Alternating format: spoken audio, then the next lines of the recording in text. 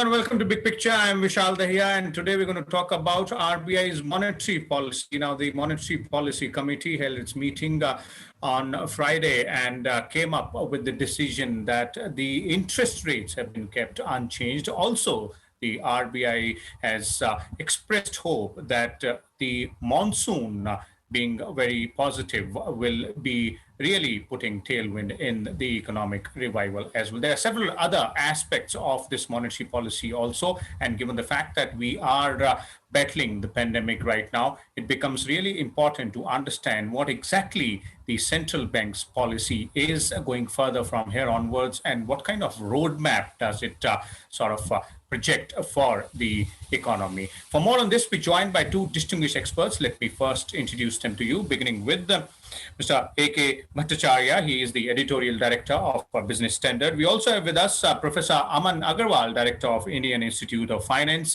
Welcome, both of you gentlemen. Let me begin with you, Mr. Bhattacharya. Once again, the RBI has decided to keep the rates unchanged.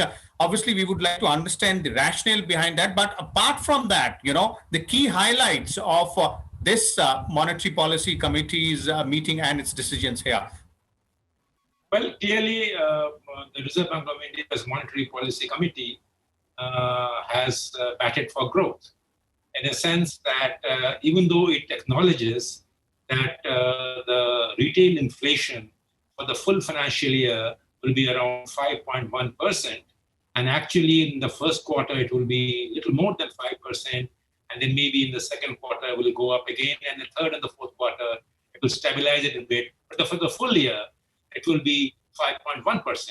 And remember that the Reserve Bank of India's Monetary Policy Committee has the brief that the inflation target should be 4% with a tolerance band of 2 percentage points on the upper side and 2 percentage points on the lower side. So it is closer to the upper band right now. So in spite of that, and in spite of the fact that the oil prices may harden, which the RBI policy statement of the governor mentions, the policy also mentions about how the rural demand may actually suffer and urban demand has already taken a hit in the second wave. In spite of all those concerns on the supply side acting, exerting its pressure on prices, the Reserve Bank of India's Monetary Policy Committee has decided to support growth by keeping the repo rate, which is the cost of money, unchanged at 4%. And in addition, it has actually made the policy stance accommodative. So therefore, and without any condition attached to it. Now, earlier there was a condition that accommodative till the situation improves, but now it says accommodative as long as there is need to remain accommodative. So it's like an unconditional stance that it will remain accommodative and the interest rate will remain at 4%. And it is clearly giving a kind of a signal to the economic participants, the participants in economic activity to go and revive and invest with the kind of support you will get from a lower cost of money. So it's not a gamble, but it's a calculated risk that the RBI has taken to push growth at a time when we need to accept that the full year's growth will now be less than 10.5%. Actually, the RBI's assessment is going to be 9.5%. So, which is why probably RBI is wanting the growth to be pushed up. Okay. Let me bring in Professor Aman Agarwal here as well. Professor Agarwal, you heard Mr. Bhattacharya here, and if we have to understand from your point of view the way RBI has once again kept the rates unchanged, and as Mr. Bhattacharya is saying, this time around the RBI seems to have made it clear that the accommodative stance is not with strings attached. It's sort of unconditional here. Namaskar, Vishal. Thank you for this question. I think it's important that the RBI has actually kept the rates unchanged, and it's very critical because you see we have some very positive factors when it comes to monetary factors which have been coming in place. If you look at the foreign exchange reserves, as the governor pointed out also, it's almost touching $600 billion, apart from the loans which were given, which are tantamounting to about $40 to $45 billion. So tantamounting, we have almost crossed $600 billion plus dollars, which we have in terms of foreign exchange reserves. Apart from that, the money supply, the M3 as we say, is around 9.9%. And if you remember, prior to 2014, it used to hover around 17-18%, whereas this government has been able to contain it between 12 and 13. And the last year it was 9.9%. So the money supply has been under fairly good control. And as a result, the current inflation is around 4.3%. So the inflationary pressure has been brought fairly well under control. And that is why they're able to project a fairly well-controlled inflation of CPI of 5.1% for the next year. Apart from this, when we look at the GDP growth, though the projections have been downsized as from against 10.5% to 9.5% for the following year, 2021-22. However, you see, if we look at the world around, we are the only country which is receiving the largest amount of foreign direct investment. Last year itself, we received a foreign direct investment of about $81.7 billion. That's roughly about $6.8 billion per month on an average. And the portfolio investment was roughly about $37.6 billion, which is again roughly about $3.1 billion per month in portfolio investment. That is foreign institutional investment. Both these figures are the largest in terms of about 5 to 7 years of averages that we have seen it coming in. This is despite the fact that we have COVID and large amount of economies are facing problems and they are not actually spending or doing foreign direct investments. Despite that, we have seen this kind of a rise which is taking place. And Shaktikant was very positive in terms of the expected rise further. We also saw in terms of deposit, the foreign exchange reserve, they have actually created gold reserves which have gone up by 42 tons, which they have bought recently. Now, these are some factors which are critical. And even if we look at the Q1, Q2, the contraction which took place was 7.3% last year. From 24% in Q1, we went to 7.4% in Q2 and 0.5% in Q3 and 1.6% in Q4. Clearly shows an uptrend despite the base being low. There is an uptrend which is being shown.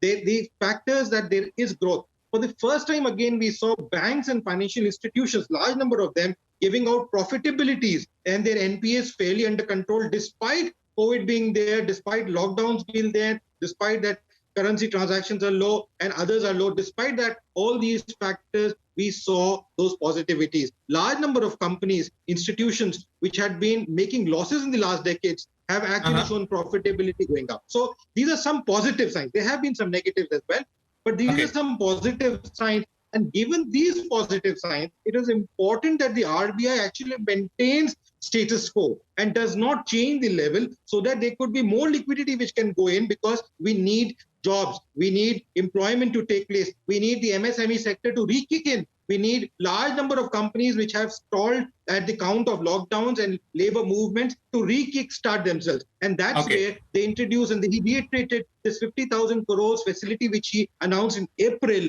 2021, that I've already provided for this. I'm reducing the rate for them. And why don't businesses come forward? And he listed a large number of businesses which come in the MSME framework, which should come forward to take these loans so that their businesses can go forward and we can actually kickstart the economy at a faster pace, which India is deemed to be having, and the world is looking at it, because the foreign direct investment info clearly show that the world is looking at a positive India and a positive growth for India so that they can benefit as well through those investments. Okay, and that pretty much explains the rationale behind keeping the rates unchanged. Once again, you're right, Professor Agarwal and Mr. Bhattacharya also explained there. One aspect, before I go back to Mr. Bhattacharya, Professor Agarwal, I'd like to bring you in, is the issue of inflation. Do you see this as a cause of concern with the inflation figure of somewhere around 5.1% being in the upper band there? No, I do not see as of now this as a major concern, the 5.1%, because we require the necessity push. You see, in economics, we say inflation is a necessary evil. And a CPI of 5.1% effectively comes to roughly about 6.5% on WPI basis.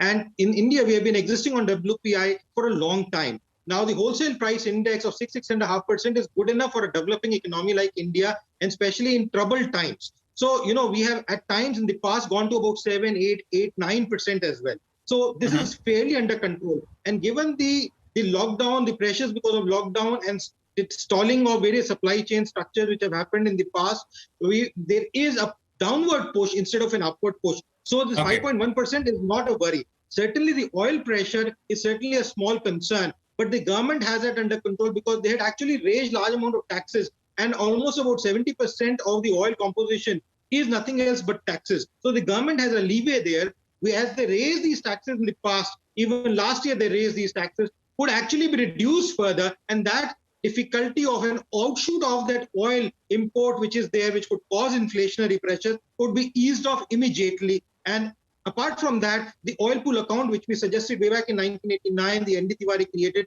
which also has reserves, would always be used by the government of India, which they've used in the past to take care of domestic oil prices not rising up, and as a result, creating that buffer for inflation to be controlled and keeping low. RBI, through its projections, is clearly showing that they are not seeing a high inflation as a trouble as of today.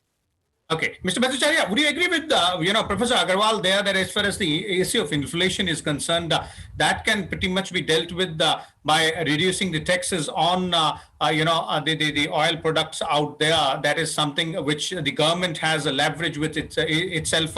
Apart from that, if we have to look at the demand and supply aspect of this entire growth story, and obviously we are in a very pressed conditions right now due to COVID pandemic, and the RBI itself also said that demand in rural areas and both urban areas have taken a hit. So how do we need to proceed from here onwards? Well, to your first question on inflation, I would like to disagree with Professor Agarwal that an inflation rate of 5.1% is not a worry point. In my view, it is a worry point because in inflation, which is more than your repo rate, is something that creates disincentives for savings. So therefore, there is a problem on that front. That's number one. Number two is that this 5.1% inflation rate is largely driven, as of now, by the food items and the commodity item. Now, when you realize that this is largely because of the food and the commodities like metals and all that, so you have to take this into account, that how it is going to affect the large number of people who are consuming food, vegetables, and even commodities in some ways, which are agrarian, agricultural commodities. Now that inflation, to my mind, can create further inequalities in the system, and therefore the demand, the rural demand that the RBI talked about, can also suffer as a result. So therefore, the inflation being 5.1% should be a cause for concern, also because that today it is 5.1% being estimated without the actual, the possible impact of oil prices being built into it. Now, when oil prices also go up, which it is being feared that it will go up, then I think this inflation can probably be coming closer to 6%, and that will be the time when the RBI Monetary Policy Committee and the RBI itself has to make a presentation to Parliament and say that why the inflation has not been kept below 6%. So I don't agree with this idea that inflation at 5.1% is benign and therefore it can be managed. Okay. Having said that, let me say that a factor that probably is going to help the RBI governor, Mr. Shaktikant Das, is the movements on the foreign trade front. The foreign trade front, India is seeing a kind of a revival where exports have done very well, and the governors in his monetary policy statement does refer to that. So I think exports being buoyant and imports being still under check, and some of the imports that are required for industrial production, that has seen a rise. So it is an indication that probably the economic activities might gain some momentum in the coming months, which is also been borne out by RBI's own estimate that in the second half of the current financial year, they have revised the growth projections upwards, whereas the first half of the current financial year, they have scaled down the projections. This is because of the second wave. So if exports can create more demand in the economy, which they do, and they will not only help bolster the government's foreign exchange reserve situation, but also can create a kind of demand and kind of an income effect, which will be a positive thing. But then inflation certainly will be a challenge that the RBI will have to contend with. But as I said in the beginning in my initial comment, that the RBI governor has very consciously taken a bet on growth, and because in RBI's assessment, growth is a bigger challenge than inflation. So that is, that is a call that the RBI governor is supposed to take, and the Monetary Policy Committee reviewed all those things and took a call. So I think only time will tell whether that call will be proved right or wrong. And how helpful, Mr. Bhattacharya, do you see the normal monsoon being one of the factors there in as RBI put it in its release out there for putting a tailwind in the economic revival and that bet on the growth numbers, as you're saying, which has been taken by the RBI governor? Yes, I think the rural demand will actually see a kind of a support. See a kind of a welcome support if the monsoons are as bountiful as they are being projected. There's no doubt about it that monsoons, good monsoon is a good sign for the economy, and it will help boost rural demand, which will also mean that the manufacturing activities will get a market that it right now is suffering from some sort of a slowdown. So I think monsoons are a good development, good news. And if monsoons take place as they are expected to, as they are being forecast, I think it will have a sobering impact on inflation. They will have a sobering impact on rural incomes, which means rural incomes will grow up, and therefore demands will rise. And this will actually also have a positive chain effect on the manufacturing sector, which they will produce more and sell more to the country. Okay.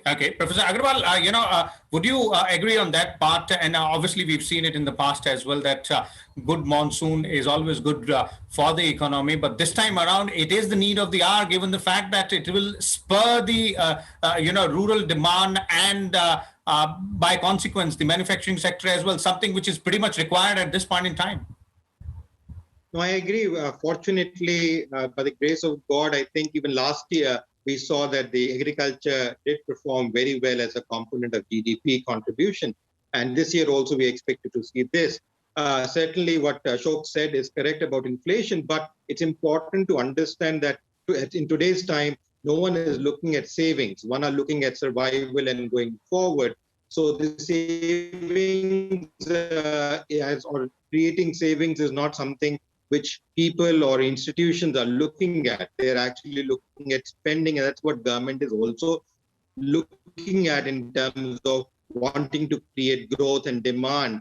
And that perspective, both food and other products play a critical role. And that's why I said that the inflation projections being made are fairly in tune with what is expected to happen to India. Needs this kind of inflation as of today. Sometimes you need a higher blood pressure. Sometimes you need a lower blood pressure. Similar is this kind of a blood pressure, which is required today because there's a push to go negative. And to rebound that effect, we need that higher blood pressure, which is there. And this will provide that. Fortunately, as I said, the government does have a leverage to go about. And, oil directly does not impact in the short run because most oil, which is purchased by any country, I've been speaking for almost over a decade now, is actually purchased through long-term contracts. It is not purchased from the open market. only a small component is purchased from the open market, which gets influenced by the daily price movements of the oil. So large amount of the oil which is produced by any country, including India, is purchased over long contracts, which are signed, which used to be signed 15, 20 years in advance, but now are signed for a period of 3 to 5 years.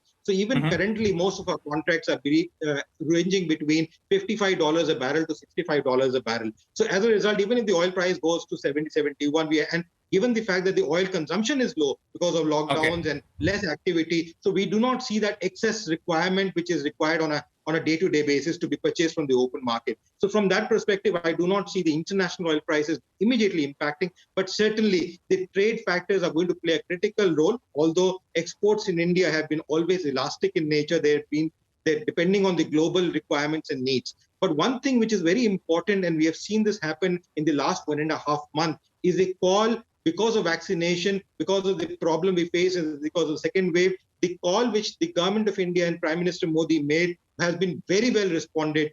Help aid to the tune of over $10 billion has been given by different countries across the board from all over the world, and which has come in supply within a few days without any approvals required. They have already immediately sent them, and they're still going forward. I think this kind of an interdependence is actually building a better relationship, and this will go a long way in terms of actually building up trade, building up human capital, and taking people from one coast to the other, and the relationship we have enjoyed with around the world. I think this is something which is very unique, which we have not seen in the past, is coming forth. And I think from that perspective, the RBI's monetary policy in this particular time, keeping things stable, is important, because that gives a forward-headed future projections for industries who are wanting to invest and see where are we headed to, what are we looking at. Too frequent changes are never appreciated by long-term investors or investors in the international market, because they cannot make right kind of projections. Fortunately, the rupee has also been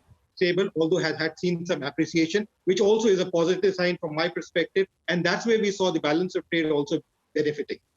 Okay, fair enough. Let me bring in, Mr. Bhattacharya again here. Mr. Bhattacharya, there's one more aspect of, the RBI's monetary policy, which we would like to understand what exactly is RBI indicating to, because that deals with the COVID-19 pandemic situation. And I'm going to quote from the press release here. It says, looking ahead, a policy package to consolidate India's position as vaccine capital of the world with leadership in production of pharma products can change the COVID-19 narrative. What is RBI indicating at here? Obviously, we know that we are, the pharmacy of the world, and there are, certain issues vis-a-vis the COVID vaccine production, but those are being dealt with. A sort of policy package, that term, are we looking at some sort of, a package initiative which might be coming in, or some sort of push as far as COVID vaccine manufacturing is concerned?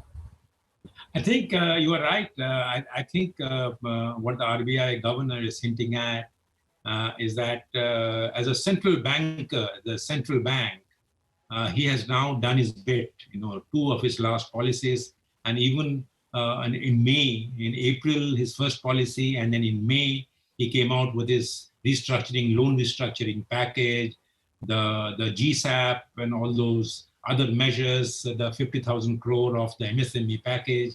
Now, from the RBI's point of view, I think quite a good number of measures and initiatives have been taken to keep the economy under control. But I think when he talked about India being made into a vaccine capital and the pharma sector's advantages to be reaped, I think he's probably hinting that there is need for some sort of government policy initiatives. It may be coming in the form of fiscal policies. It may come in the form of policy incentives or policy support from the government side in realizing and taking full advantage of India's vaccine capacity that already exists, and plus being a pharma center of a major pharmaceutical manufacturing base that India has. So these are the 2 sectors which can be refurbished and given the kind of policy support, and those things can come not from the RBI necessarily, and I think they can come in good measure from the union government. So now probably he is passing the ball onto the court of the government and the Union Finance Ministry, indicating in a very lighter vein that I have done my bit on the monetary policy side. Now, if you can do your bit on giving support to the vaccine makers, giving support to the pharmaceutical makers, probably the goal of addressing the concerns, the economic concerns of reviving growth will be met far more squarely, far more confidently and successfully. Okay. Professor Aman Agarwal, your views on this aspect of, as Mr. Bhattacharya is pointing out, that there seems to be a hint from the RBI governor to the government in terms of putting in place a broader, policy package out there in terms of fiscal policies or some other measures to push the vaccine manufacturing and making India the vaccine capital of the world there. I think, Vishal, you're very right. The governor has pointed that out. You see, in India itself, there are two fronts to this particular framework. One is the domestic front and the other is the global or the international front. So one side, when you look at domestic front, the healthcare industry actually needs to grow to the tune of almost 5 times of its current capacity if we want to take care of the basic needs of the healthcare facilities in the country. This is not only COVID, but in general at par with all kind of facilities. So that's where the need and the hour is, and that's where the government is trying to boost it through the Ayushman Bharat scheme and other structures. Apart from this, the international things come up because the vaccines which are being made in India require a very low base kind of a temperature, does not require very low temperature or very high temperature. It's easily manageable. And large part of the developing world actually cannot afford those kind of structures which are required for some of the other international vaccines, which are also be coming to India in the next few months. We are going to see them here. Those require heavy technology-based structures which are required for vaccination, which is not feasible in large part of the developing world. And as a result, we see a huge market there, apart from our own domestic market, which needs to be surfaced. And I think we have started seeing one of the vaccine makers has already started actually acquiring some companies to start manufacturing vaccine till this vaccine patenting structure, which is being requested on the international front with the WTO, is relaxed and that is wavered off. But even till that time, if it is not done, then the government is now the RBI and the other are trying to suggest that why don't these companies go over, take up medical facilities and start manufacturing these vaccines in different facilities under their control so that they don't lose the patent of the research they have done. And still they can manufacture the required vaccines, which is required to meet the needs of India and even the international needs, which are huge. As a result, I think this is something which is very welcome because that will not only earn international repute for this country, a kind of a healthcare system, as you pointed out, the health center, but also will bring about a huge amount of foreign direct investment, including foreign exchange reserves getting created because we will have to be selling and exports will go up and so on and so forth because everywhere we're not going to give gratis. We're not going to give donations. It's many countries would like to buy these vaccines in due course. And this is something which is very critical. Also, it is important that we have started making the first wave of antidotes also, like the DRDO came out recently with an antidote which can be used at an advanced level as of now. But we are looking at other companies and DRDO also working on creating some of these vaccines. And once we have those vaccines, if we have 4 front runners, then we will see the export of those vaccines also. And some of the news items which are coming from scientific communities say that this vaccine maybe need to be revamped and required on a year-to-year basis. And if that is the case, then in the huge capacity of creating those vaccines in large scale for the world to be serviced. And that's where RBI is wanting to put forward and say that why don't companies, small, large, come forward and take up these loan facilities which we are creating so that we can actually meet the needs and the requirements of healthcare sector in the country and even overseas. Okay. Clearly, there seems to be a lot of potential there, as both of you are pointing out, and what exactly the RBI governor is hinting towards is giving a push to vaccine manufacturing out there. Thank you so much, Professor Aman Agarwal, as well as Mr. A.K. Bhattacharya, for sharing your views and insights on RBI's monetary policy. So there it is, all about what RBI has decided in its monetary policy review. What exactly does it mean for India's growth story, and what's the road ahead? What more needs to be done? We'll come back again with a different topic. Till then, Keep watching. Thank you.